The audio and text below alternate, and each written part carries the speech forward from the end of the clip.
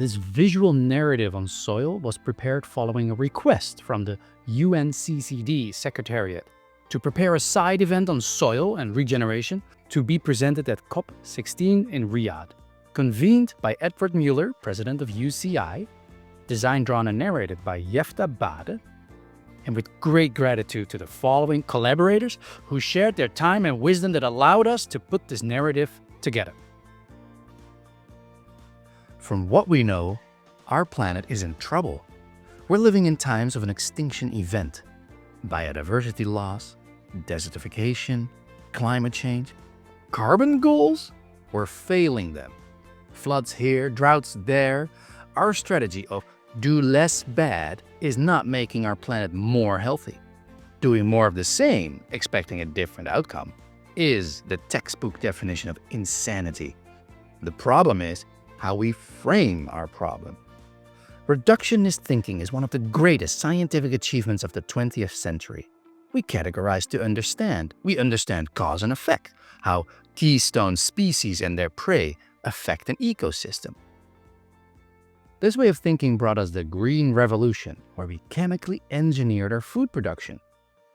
Downstream effects, public health for all humans, is really bad and getting worse. Our living gut biome is suffering. When we zoom out, we start to see more of the relationships between biotic and abiotic systems, like global heat exchange. But looking at everything at the same time creates a complexity that used to overwhelm even our most powerful supercomputers. What are we to do? In 1666, Antony van Leeuwenhoek was playing around with lenses, creating the first microscope. He discovered the world of microbiology, and it changed everything. Because when you change the way you look at things, the way things look will change.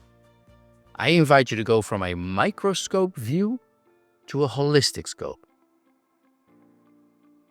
A long time ago, plant life emerged out of the oceans onto land, and at first it didn't have any roots and created a symbiosis with mycorrhizal fungi to get its nutrients. Plants, with their photosynthesis, speak the language of carbohydrates, and they bring liquid sunshine down underground. Actually, it was plants who transformed our atmosphere from 90% carbon to the mix it is today. Mycelium is fungus that acts kind of like a middleman between plants and the rest of the microbiology.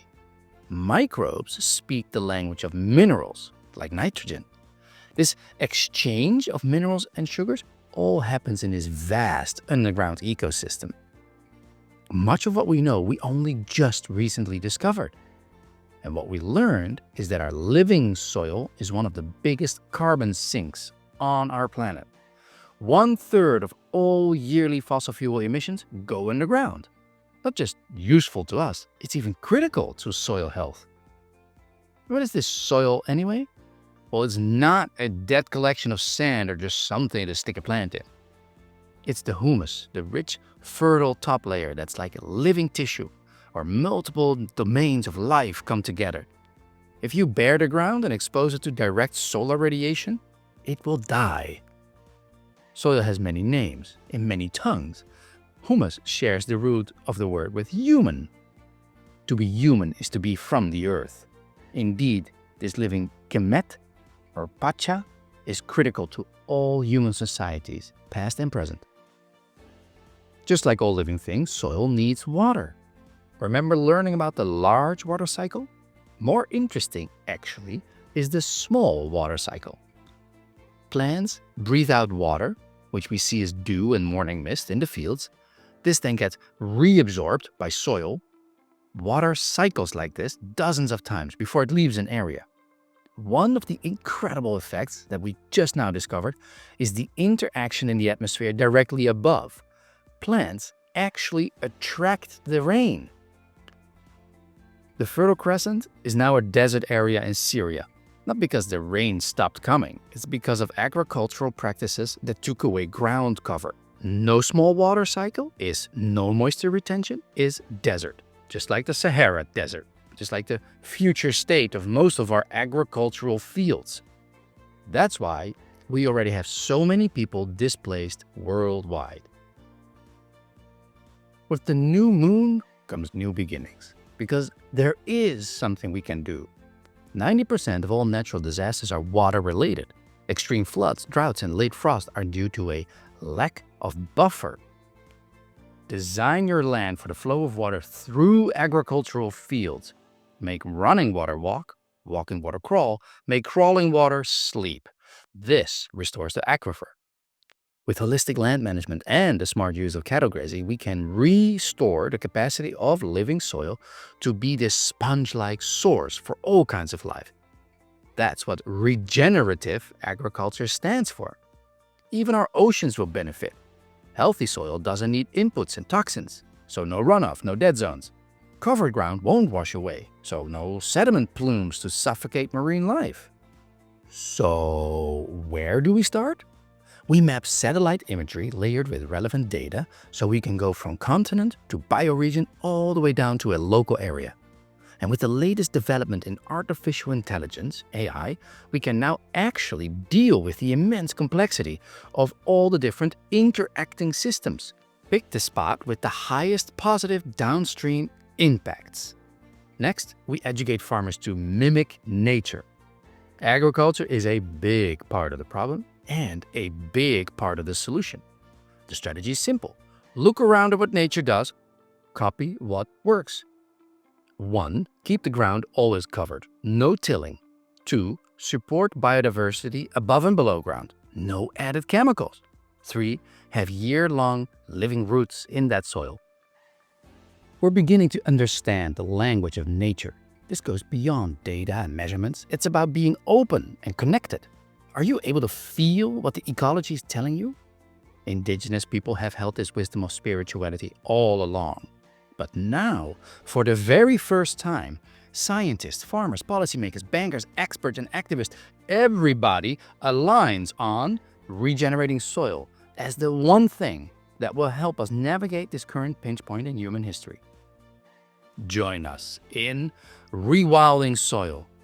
Imagine a vibrant coral reef. Now drop down big steel anchors and rip it all to shreds. That's what tilling does to the underground ecosystem. Instead, create the circumstances for life. Invite and support more biodiversity. Create a home for your food, and your food will come to you. Is your soil like chocolate cake? Then you're doing it right. Working the land is more than a job. As land stewards, we know at a deep level, all life is sacred. We're here to create abundance for our community and for future generations of all species. Let's integrate these beliefs into our agriculture. Why use chemical fertilizers to grow crops? Nitrogen and carbon is literally floating around us. Biology will help us get it into the ground for free. Mother Nature is dying to work with us. This means your farm will be more resilient to weather and market fluctuations. Take care of the planet and the people, and profit follows.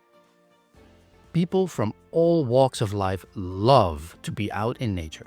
Fresh air, clean water, while doing meaningful work. Grow your own food. Take care of the children and elderly as a community. This net positive model has been proven on land nodes in every bioregion around the globe. It's replicable, scalable, and highly attractive. Invest. Do you want to maximize on a dying asset, or do you want to maximize and extend on a thriving asset? Smart moves are to reform education, teach people the story of soil so they produce more.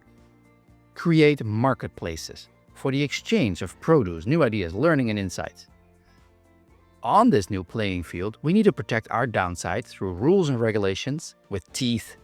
This helps create trust at scale, adding value to eco and biocredit markets.